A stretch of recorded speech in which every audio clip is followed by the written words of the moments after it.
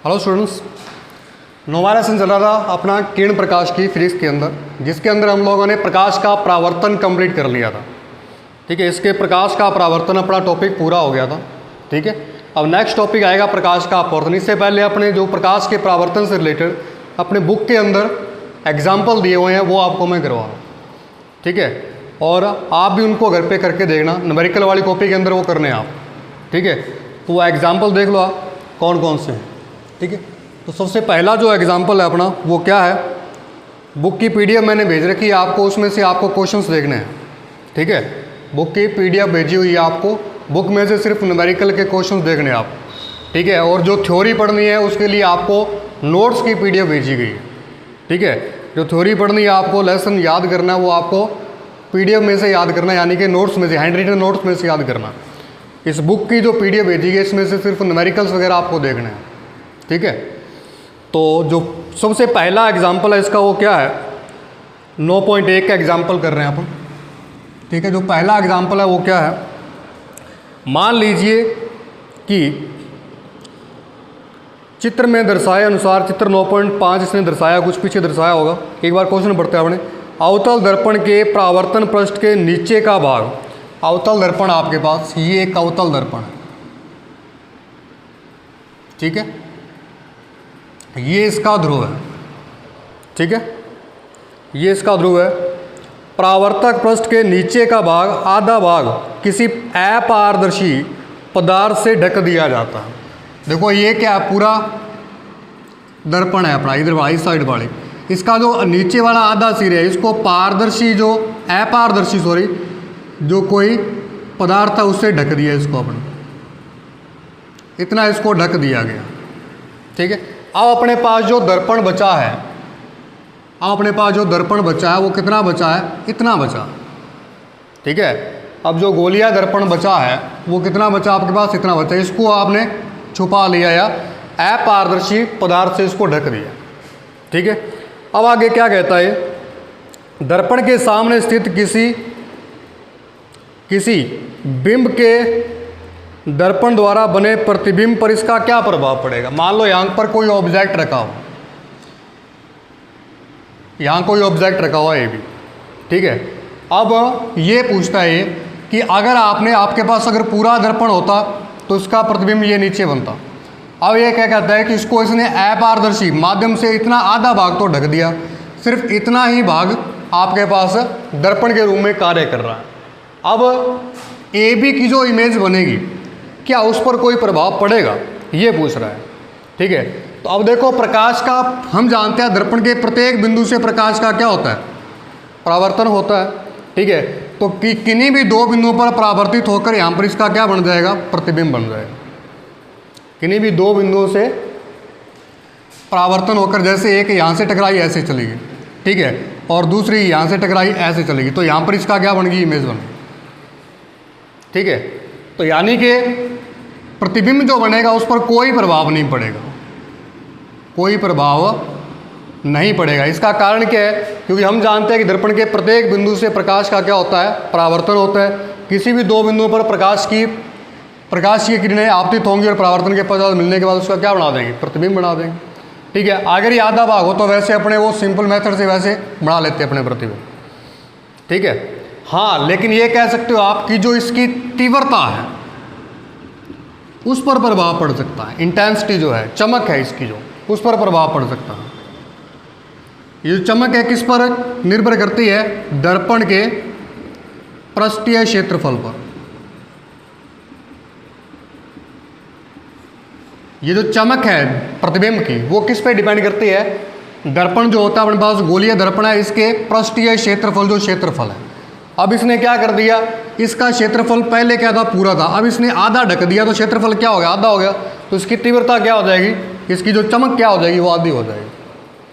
ठीक है, लेकिन प्रतिबिंब के साइज और उसके वगैरह पर कोई प्रभाव नहीं पड़ेगा। ठीक है, तो ये बात समझाइए आपको। तो ये था अपना पहला क्वेश्चन, क्या, ये एक आपके पास अवतल दर्पण है, इसको आधा किससे ढक दिया, अपारदर्शी किसी पदार्थ से ढक दिया गया है इसको। ठीक है, और सिर्फ आधा ही दर्पण है, तो ये पूछ रहा है जो बिंब है इसका प्रतिबिंब बनेगा उस पर क्या प्रभाव पड़ेगा। ठीक है, उसके साइज वगैरह पर कोई भी प्रभाव नहीं पड़ेगा, क्योंकि दर्पण के प्रत्येक बिंदु पर प्रकाश का क्या होता है, परावर्तन होता। ठीक है, प्रकाश का परावर्तन होता है। और इसकी जो चमक है उस पर या तीव्रता पर उस पर प्रभाव पड़ेगा। क्यों? क्योंकि इसकी दर्पण की जो तीव्रता है वो किस पर डिपेंड करती है, इसके पृष्ठीय क्षेत्रफल पर डिपेंड करती है। अब क्षेत्रफल यदि आप घटा दोगे तो इसकी तीव्रता क्या हो जाएगी, कम। पहले अगर ये पूरा दर्पण होता, पूरा क्षेत्रफल होता है, आपने आधा ढक दिया तो क्षेत्रफल क्या हो गया, आधा हो गया। ठीक है, तो ये अपना पहला 9.1 क्वेश्चन था। इसके बाद नेक्स्ट क्वेश्चन 9.2 है। इसका डायग्राम थोड़ा सा कॉम्प्लिकेट है, एक करके देख लेना आप लोग। ठीक है, अगर डायग्राम वगैरह बनाएंगे तो उसमें ज़्यादा टाइम कंज्यूम हो जाएगा। ठीक है, और वीडियो लंबी चली जाएगी। ठीक है, इसलिए अपने जल्दी जल्दी इन एग्जाम्पलों को कर रहे हैं। ये पढ़ के देखना, छोटा सा है। नेक्स्ट 9.3 देखो आप। ठीक है, बाकी अगर नहीं हुआ तो जब भी क्लासें लगती है अपनी ऑफलाइन तब आपको करवा दी जाए। ठीक है,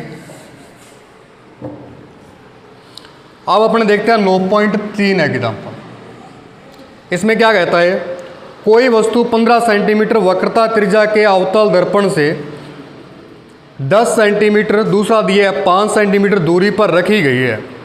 प्रत्येक स्थिति में प्रतिबिंब की स्थिति, प्रकृति और आवर्धन परिकलित कीजिए।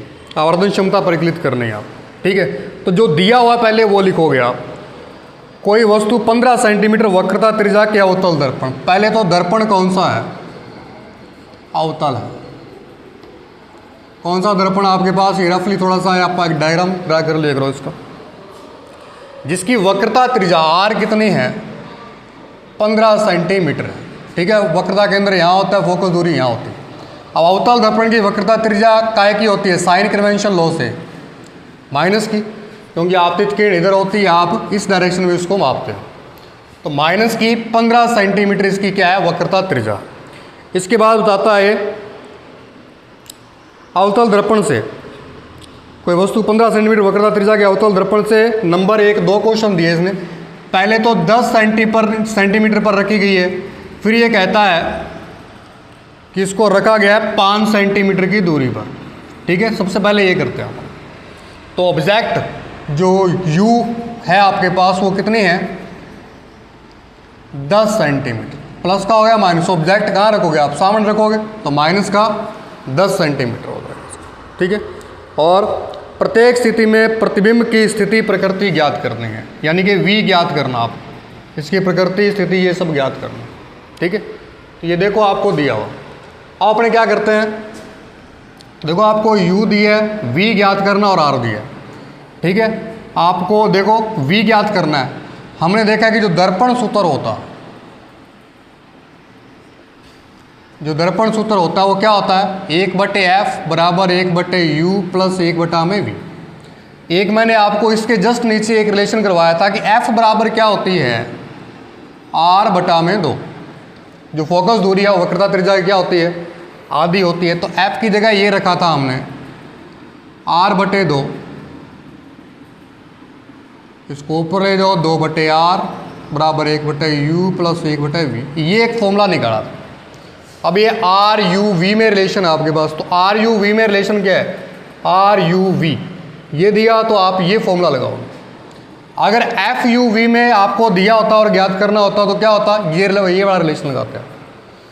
ठीक है, अगर ये वाला लगाना तो क्या करना, वक्रता त्रिज्या का आधा कर दो और यहाँ रख।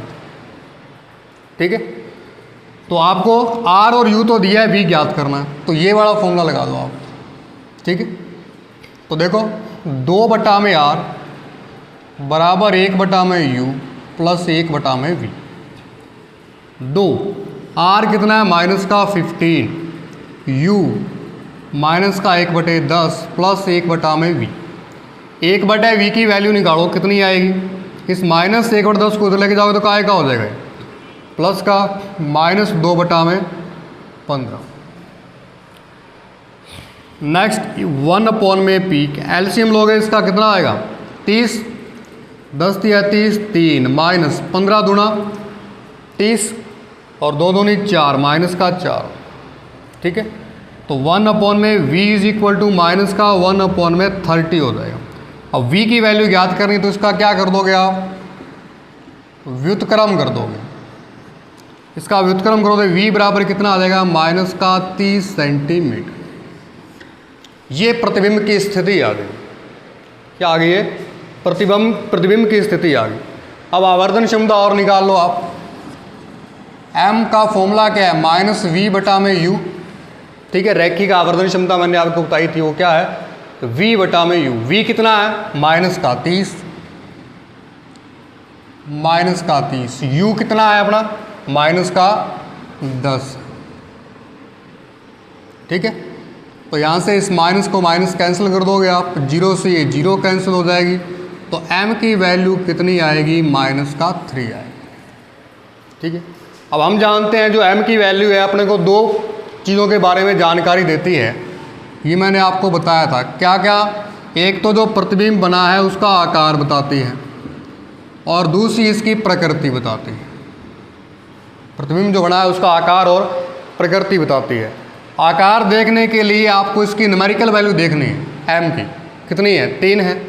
ठीक है, अब ये जो m की वैल्यू है वो 1 से क्या है, बड़ी है, 3 है, न्यूमेरिकल वैल्यू 1 से क्या है, बड़ी है, 1 से बड़ी है, तो h डैश होगा वो h से क्या होगा, बड़ा होगा। यानी कि जो प्रतिबिंब बनेगा वो बिंब से क्या होगा, बड़ा होगा। ठीक है, अब बात करते हैं अपने इसकी नेचर की। वो इसकी आगे जो साइन है वो देखना आपको। ठीक है, प्रकृति के लिए देखो आपके पास क्या बताया था, अगर साइन प्लस का है इसके पास, अगर m की वैल्यू प्लस की है तब जो प्रतिबिंब बनेगा वो क्या होगा, आभासी होगा, और आभासी प्रतिबिंब क्या होते हैं, सीधे होते हैं। ठीक है, और अगर माइनस की है तो ये क्या होगा, वास्तविक होगा, और वास्तविक प्रतिबिंब क्या होते हैं, उल्टे होते हैं। अब देखो जो आवर्धन क्षमता ये वो क्या है, नेगेटिव है, तो नेगेटिव के लिए ये, तो इसका मतलब जो प्रतिबिंब बनेगा वो वास्तविक होगा और क्या होगा, उल्टा होगा, और आकार में क्या होगा, बिंब से बड़ा होगा। तो ये अपना क्वेश्चन नंबर था 9.3। देखो कोई भी न्यूमेरिकल करते हो सबसे पहले जो आपको दिया है पहले वो लिखना आप, जो गिवन है पहले वो लिखना आप। ठीक है, उसके बाद जो ज्ञात करना है वो, फिर इनमें रिलेशन देखना क्या, यू वी आर था आपके पास, तो यू वी आर में रिलेशन क्या था ये। ठीक है, इसी प्रकार इसका सेकंड पार्ट है, ये आप खुद करोगे। ठीक है, सेकंड पार्ट में आपको क्या करना है, u की जगह क्या रख देना है, माइनस का 5, बाकी प्रोसेसिंग ये। ठीक है, बाकी सब ऐसे का ऐसे करना आप, बस u की वैल्यू चेंज करनी है। ठीक है, तो ये हो गया अपना 9.3। नेक्स्ट क्वेश्चन देखते हैं अपना, ये क्या है, मान लीजिए कि आपके पास एक स्थिर कार में बैठे हैं, आप एक स्थिर कार में बैठे हैं, आप 2 मीटर वक्रता त्रिज्या के पार्श्व दृश्य दर्पण में किसी धावक को अपनी ओर आता हुआ देखते हैं। ठीक है, जैसे जो कार होती है आपके पास, ठीक है, तो इसमें आपको क्या दिया हुआ है, साइड मिरर दिया हुआ। क्या दिया हुआ इसमें, साइड मिरर दिया हुआ है, ये वाला साइड मिरर दिया हुआ। ठीक है, समझ जाओगे आप लोग, ये साइड मिरर दिया हुआ, पीछे से कोई धावक दौड़ता हुआ आ रहा है। ठीक है, ये दौड़ता हुआ आ रहा, और इस कार के अंदर आप बैठे हुए, स्थिर है, रुकी हुई है, ये कार रुकी हुई है। ठीक है, और आप देखते हो कि पीछे से एक दौड़ता हुआ धावक आ रहा। इसके बाद क्या है, इसकी जो आपको पता है कौन सा दर्पण है, अवतल दर्पण होता है, साइड मिरर में कौन सा यूज कर, सॉरी उत्तल दर्पण होता है। इसकी आर दे रखी है आपको, क्या है, आर 2 मीटर दे रखी है। ठीक है, आर दे रखी है आपको 2 मीटर। वक्रता त्रिज्या पार्श्व दर्पण धावक का अपनी ओर आता हुआ देखते हैं। यदि धावक 5 मीटर पर सेकंड की चाल से दौड़ रहा, इस धावक की जो स्पीड है, इस धावक की जो स्पीड है वो कितनी है, 5 मीटर पर सेकंड है, 5 मीटर पर सेकंड दौड़ता हुआ आ रहा हो, तो उनका प्रतिबिंब कितनी चाल से दौड़ता हुआ प्रतीत होगा। तो इसका जो प्रतिबिंब होगा, जो इसकी इमेज आएगी, इसके अंदर जो ये इमेज दिखाई देगी वो किस स्पीड से दौड़ेगा ये बताना आप। ठीक है, वो किस स्पीड से दौड़ेगा ये बताना, ठीक है। जबकि धावक कितनी दूरी पर हो, फर्स्ट टाइम यदि आप देखते हो तो कितनी दूरी पर है, 39 मीटर। सेकंड टाइम देखते हो तो है 29 मीटर, और थर्ड टाइम देखते हो ये कितना है,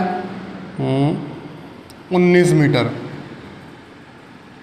फिर देखते हो यदि आप थर्ड टाइम देखते हो तो कितना है, 9 मीटर, ठीक है। तो ये आपको अलग अलग डिस्टेंस पे ये ऑब्जेक्ट दिया, ये इस दर्पण के लिए क्या ऑब्जेक्ट है, यानी कि यू है, ठीक है। अब यू की वैल्यू अलग अलग दे रखी है आपको, ये 3 वैल्यू दे रखी है। पहले ये वैल्यू लोगे, फिर ये लोगे, फिर ये लोगे, फिर ये, ठीक है। तो ये सारी वैल्यूज दे रखी है। तो सबसे पहले जो दिया है वो क्या है, गिवन वक्रता त्रिज्या दे रखी है आपको, कितनी है, 2 मीटर, ठीक है। एक बात आपको ध्यान रखनी है, 2 प्रकार के दर्पण होते हैं आपके पास, एक तो अवतल होता है और दूसरा क्या होता है, उत्तल होता है। जो अवतल दर्पण होता है इसकी जो फोकस दूरी और जो वक्रता केंद्र वक्रता त्रिज्या होती है वो कैसी होती है, नेगेटिव, ठीक है। और जो उत्तल दर्पण होता है इसकी जो फोकस दूरी और वक्रता त्रिज्या होती है वो क्या होती है, पॉजिटिव, ठीक है। क्योंकि ये आपतित किरण के क्या है, इस डायरेक्शन में है, और ये आपतित किरण की दिशा में है, इस डायरेक्शन में है। तो आपको हमेशा शॉर्टली इन शॉर्ट ध्यान में रखना है कि अवतल दर्पण है तो इसकी फोकस दूरी वक्रता त्रिज्या क्या होगी, नेगेटिव, और फोकस जो उत्तल दर्पण है इसकी फोकस दूरी वक्रता त्रिज्या क्या होगी, पॉजिटिव होगी, ठीक है। और जो बिंब रखते हो वो हमेशा ही आपको पता है यू नेगेटिव होता है, सामने रखोगे बिंब तो दर्पण क्या, ठीक है, तो वो हमेशा ही क्या होगा, नेगेटिव। तो देखो वक्रता त्रिज्या देखिए, पीछे दर्पण कौन सा होता है आपको पता है, उत्तल होता है। उत्तल दर्पण है तो वक्रता त्रिज्या काय की होगी, पॉजिटिव होगी। अब यहाँ से आप फोकस दूरी भी निकाल सकते हो, फोकस दूरी क्या होती है, r/2 होती है। तो 2/2 कितना आ जाएगा, 1 मीटर, ये फोकल डिस्टेंस हो जाएगा, ठीक है। और ऑब्जेक्ट की जो डिस्टेंस देख रखी है, जो फर्स्ट टाइम वो देखता है, तो वो कितनी है, 39 मीटर, कितनी है, 39, काय की होगी, है नेगेटिव, बिंब है इसकी जो डिस्टेंस है वो काय की होगी, नेगेटिव, ठीक है। अब आपको प्रतिबिंब की चाल ज्ञात करनी है, कितनी, ठीक है, बढ़ रही है या घट रही है या समान है, ठीक है। जैसे जैसे वो नज़दीक आ रहा है इसके प्रतिबिंब की जो चाल है वो पास आने पे बढ़ रही है, घट रही है या समान है, उस प्रकार से बताना आपको। इसलिए आपको इसने 2-4 वैल्यू दी हुई, ठीक है। तो इसके लिए सबसे पहले अपने v निकालेंगे, क्या निकालेंगे, v निकालेंगे, ठीक है। तो इसके लिए देखो v u f, इन तीनों में रिलेशन क्या, दर्पण सूत्र क्या है, दर्पण सूत्र लगा दो, 1/f बराबर 1/u प्लस 1/v। v की वैल्यू निकाल लो आप यहाँ से, कितनी होगी, डायरेक्ट 1/v बराबर 1/u minus 1/f, uf f minus u, इसका व्युत्क्रम करोगे आप, v is equal to u f बटा में f माइनस u, ठीक है, ये हो जाएगी। अब देखो आप वैल्यू रख दो यहाँ, u कितना आपके पास, -39, और f कितना है, +1, और f1 माइनस ये, और ये कितना, -39, ठीक है। इसको सॉल्व कर लो, v बराबर कितना आ गया, -39 बाय, ये कितना हो जाएगा, माइनस माइनस प्लस का 40। कोई गड़बड़ तो नहीं होगी, ये भी देखना आप,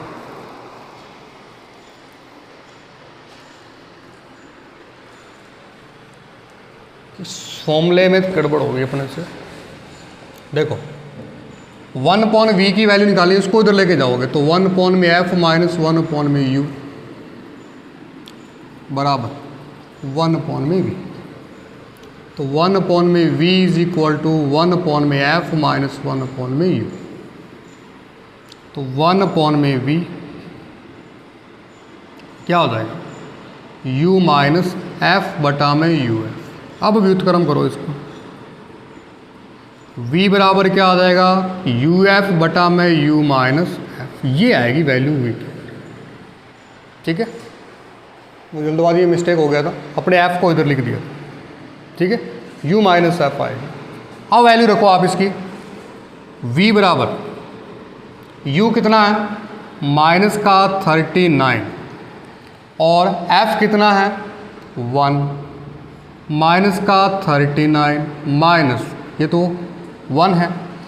अब इसको सॉल्व कर लो, कितना आएगा ये, v बराबर माइनस का 39 और माइनस का 40, काट दो इसको, 39/40, ये भी आ गया। ठीक है, अब देखो आप कि इस धावक की जो स्पीड है वो कितनी है, या चाल है वो कितनी है, चाल कितनी है 5 मीटर पर सेकंड, यानी कि 1 सेकंड में कितना चलाए 5 मीटर, 1 सेकंड में कितना चलाए 5 मीटर। ठीक है, तो ऑब्जेक्ट में क्या चेंज आएगा, पहले अपने 39 लेके चल रहे हैं, ये वैल्यू लेके चल रहे हैं, तो बिंब 1 सेकंड पश्चात बिंब की स्थिति कितनी है, माइनस, इनिशियल क्या है -39 है, 5 आगे आ गया प्लस 5, तो माइनस का कितना आ जाएगा 34 हो जाएगा। ठीक है, अब यदि प्रतिबिंब की स्थिति निकालो आप, v कितना आएगा अब आपके पास, अब u कितना आपके पास, ये है u। ठीक है, देखो 1 सेकंड में ये 5, 1 सेकंड में ये 5 आ गया है, 5 मीटर चला है, 1 सेकंड में 5 चला है, तो ये कितनी हो जाएगी माइनस का 34 रह जाएगी इधर, ये ऑब्जेक्ट की जो डिस्टेंस रह जाएगी वो कितनी आ जाएगी माइनस का 34, तो माइनस का 34 आ गया। पहले इनिशियल कंडीशन में अपने -39 देखा प्रारंभिक अवस्था में, अब 1 सेकंड बाद ये 5 आगे चला है। ठीक है, तो अपने पास जो u की पोजीशन है, जो इसकी बिंब की पोजीशन है वो कितनी आ जाएगी माइनस का 34 आ जाएगी, तो ये माइनस का 34। अब अपने प्रतिबिंब की स्थिति निकालो v के लिए फॉर्मूला ये रहा आपके पास, uf बटा में u माइनस है, u कितना है, u ये रहा, f 1 ही है, ये u माइनस का 34 और ये माइनस का 1, कितना हो जाएगा माइनस का 34 और ये कितना हो जाएगा माइनस का 35, काट दोगे इसको, 34 बटा में 35।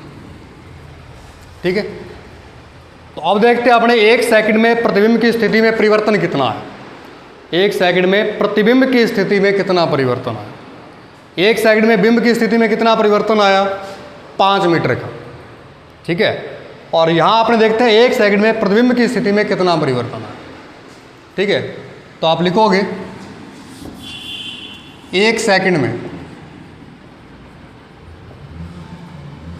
प्रतिबिंब की स्थिति में परिवर्तन कितना आया। पहले कितनी थी इसकी स्थिति, प्रतिबिंब की स्थिति क्या थी पहले 39 बटा में 40। ठीक है, उसके बाद जस्ट 1 सेकंड बाद कितनी आ गई 34 बटा में 35। ठीक है, कितनी आ गई 34 बटा में 35। तो देखो इसमें, तो आप 39 बटा में 34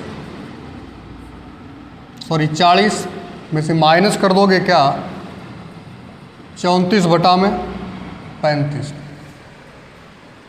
ठीक है, अब आप इसको सॉल्व कर लोगे, इसमें से एलसीएम कितना आएगा,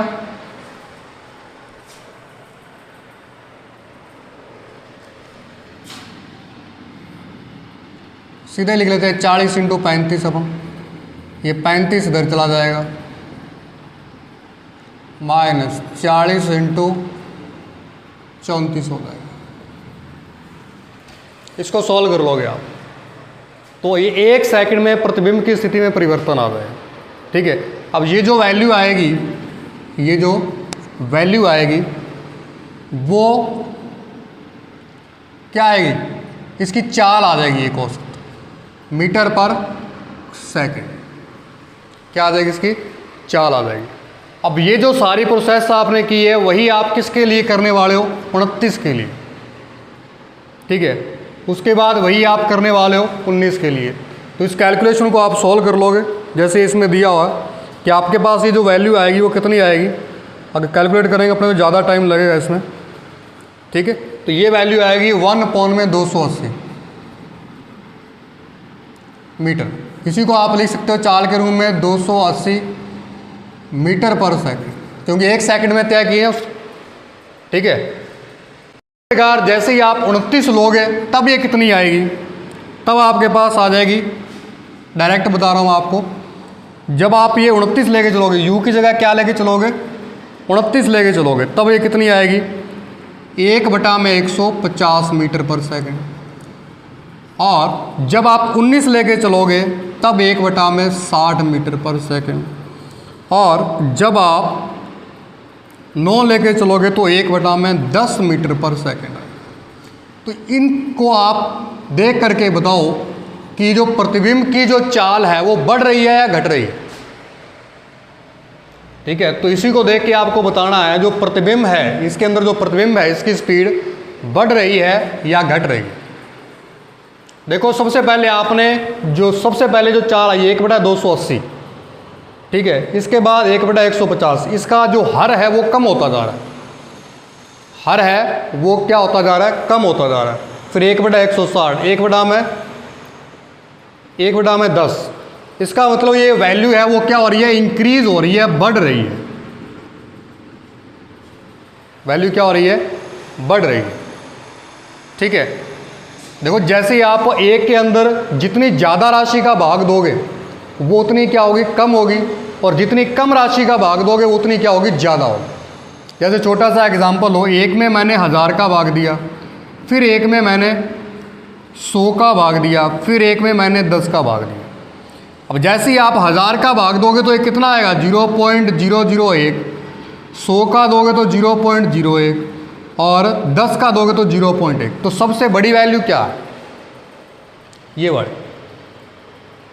ठीक है, क्योंकि जो हर है इसका धीरे धीरे क्या हो रहा है, कम हो रहा है। जितना कम होगा उतनी ज़्यादा बड़ी वैल्यू होगी। इसी प्रकार जो ये अपने पास चालें आई हैं, ठीक है, उसमें जो हर है वो क्या हो रहा है, धीरे धीरे कम हो रहा है, और कम हो रहा है तो न्यूमेरिकल वैल्यू क्या होगी, ज़्यादा होगी। न्यूमेरिकल वैल्यू क्या होगी, ज़्यादा होगी। इसलिए अपने कहेंगे कि जैसे जैसे ये तेज़ी से आगे बढ़ेगा तो प्रतिबिंब की चाल क्या होती जाएगी, बढ़ती जाएगी।